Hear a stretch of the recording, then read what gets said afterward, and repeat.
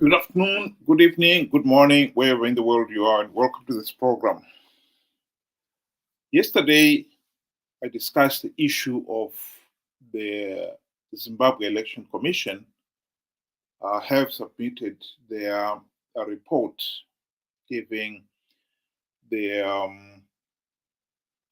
new boundaries before the next elections, parliamentary and presidential elections. This is part and parcel of the process of going ahead with the elections. What is interesting and what should concern every thinking Zimbabwean out there is that the delimitation was carried out without ZEC producing and making public a verified voters' roll. In other words, their delimitation is based on a figure that no one else has been able to see on who is on that voters' roll. That should be the focus of every thinking Zimbabwean. But typical of Zimbabwe, the issue has become taken other angles. Initially, the first thing that happened was a certain Mr. Chidawa, a Zanu-PF activist, is reported, wrote to Parliament telling them that the ZEC report was not the work of all the ZEC officials. Surprise, surprise. Then the next thing, which is what we were discussing yesterday, is the ZEC officials themselves submitting a letter to the president, copied to the Minister of Justice and Parliamentary Affairs, disowning the delimitation report.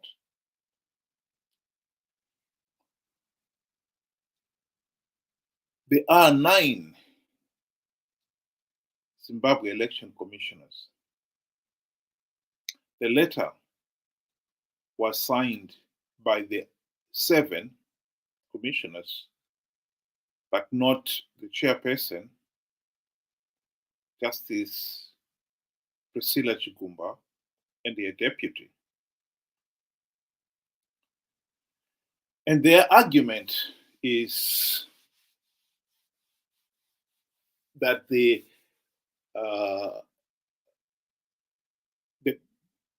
delimitation report lacked transparency. That's what they said in the letter. Then the third thing we hear is that the Zanu-PF activist, Chidawa, has been arrested, apparently to answer who sent you to fight ZEC. And the order to arrest him, it appears it came from the acting president, Vice President Constantino Chiwenga. This has got all the ingredients of the 2008 Operation Bora Msango, which many Zimbabweans would be very familiar with, in which 2 Zanu-PF factions were trying to outdo each other during that election in 2008. What happened then is, as in the March vote of 2008, those who were in the Joyce Mujuru faction, it said they instructed their supporters to vote for the Zanu-PF candidate. But when it comes to the presidential candidate, to vote for Morgan Tsvangirai of the MDC. And so when it came to vote counting, people were, or Zanu-PF at least, were surprised to find the number of votes that the Zanu-PF candidates in the parliamentary election had received far exceeded those cast for the president. Operation Boram Sango. And it turned out that the Mujuru faction was cooperating with the opposition, the MDC. They wanted Morgan Tsvangirai to win and still Zanu-PF to have a parliamentary say. So what is Operation Boram Sango Mark II? Well, Zanu-PF loyalists familiar with this delimitation report, including the Minister of Justice and Parliamentary Affairs, Ziyambi Ziyambi, are saying that this present delimitation exercise is designed to deny Mnangagwa parliamentary majority and to benefit Triple C. Lo and behold, the report has collapsed a number of rural votes, including compared to 2018, including Mberengwa South, Bolilima East, Gutu South, Zaka East, Zaka West, Chikomba Central, and Msikawan. And these are reportedly strongholds of Zanu-PF President Mnangagwa's loyalists. And the new delimitation has also created 5 constituencies in urban centers, which are traditionally opposition strongholds.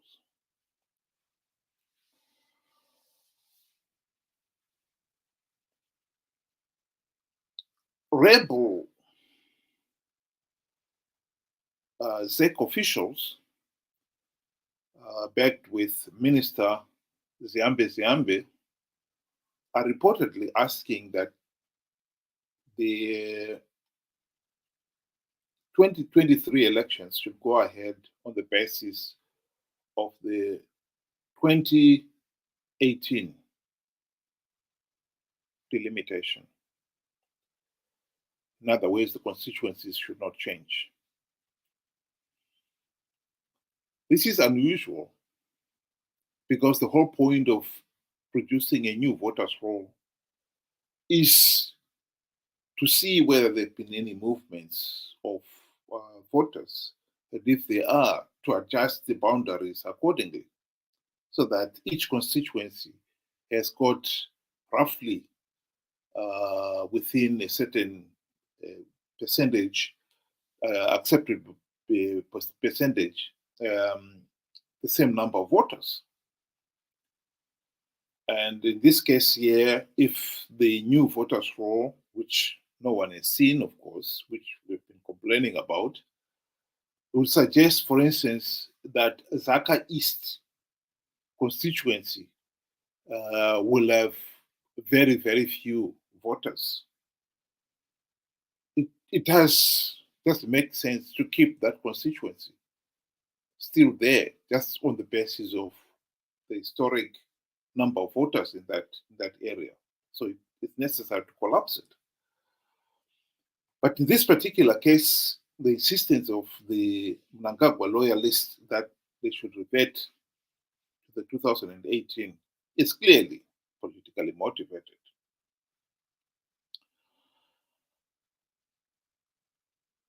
Zanu-PF are like baboons. They fight among themselves. But when there's a common enemy, they unite.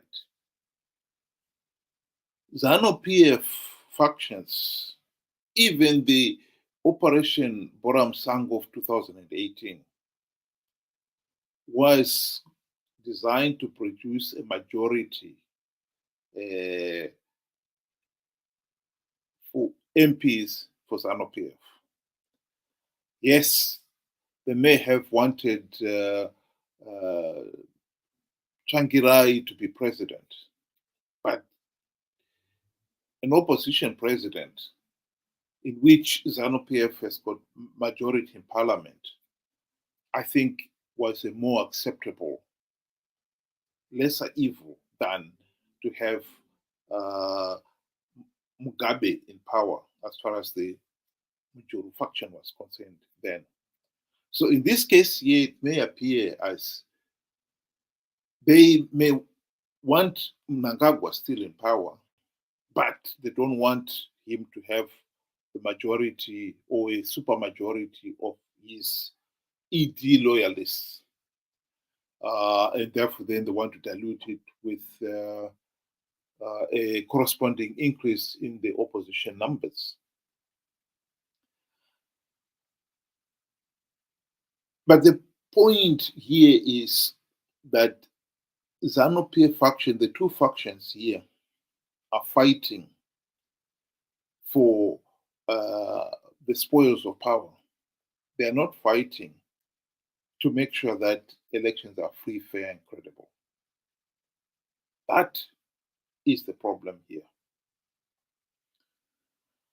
Zimbabweans should not be sucked into believing that either one of these factions is fighting in our corner.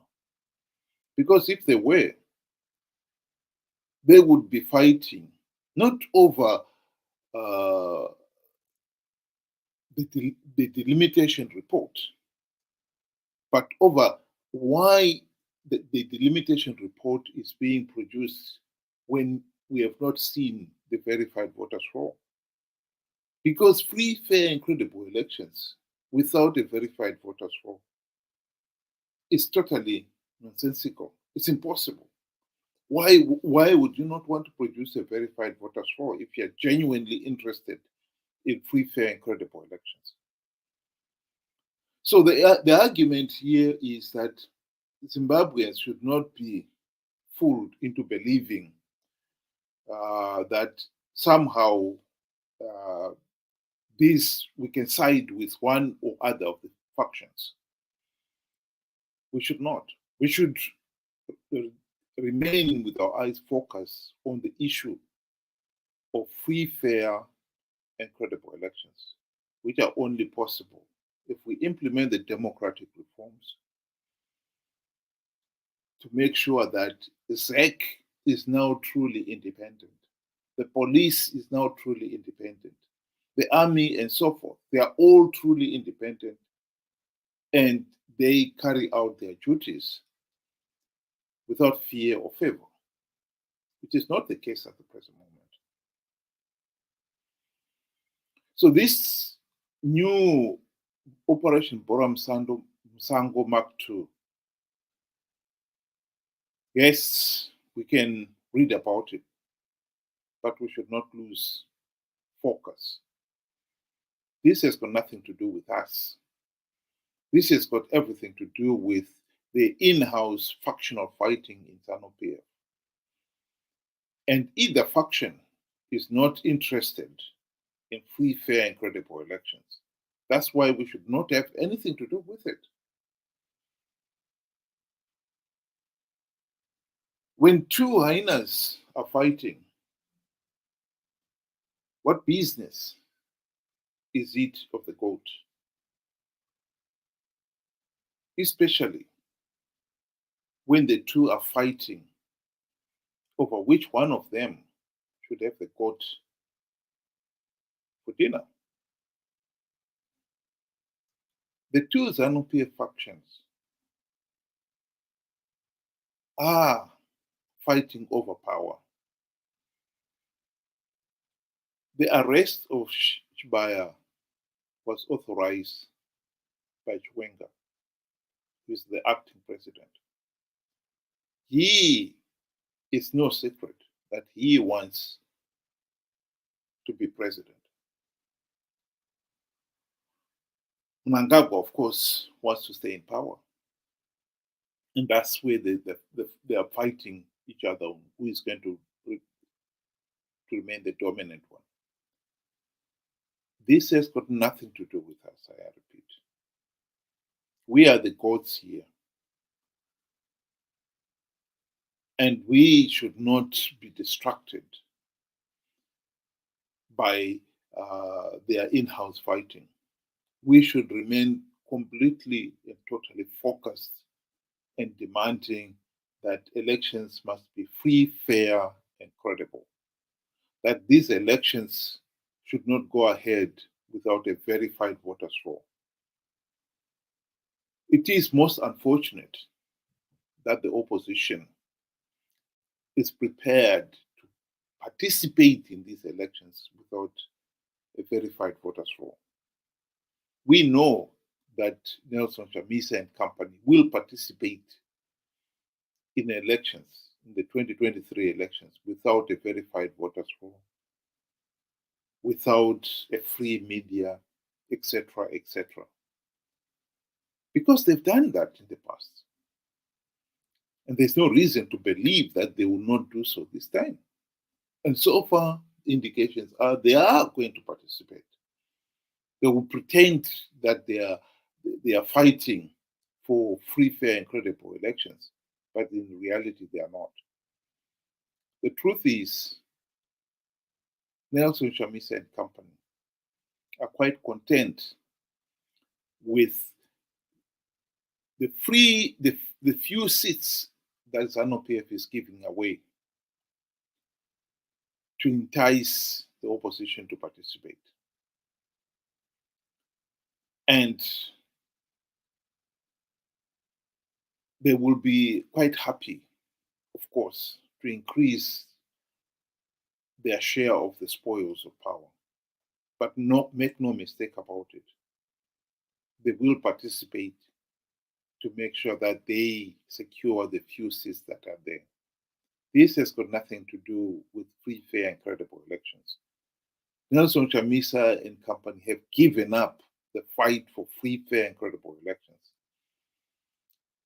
They will participate to give Zanu-PF legitimacy for the sake of the few seats that they will get as a reward. So I repeat, the present fight over this delimitation report is an internal Zanu-PF matter. And these two Zanu-PF factions, neither of them are interested in free, fair, and credible elections. That's why we must have nothing to do with it. With that, I say good night.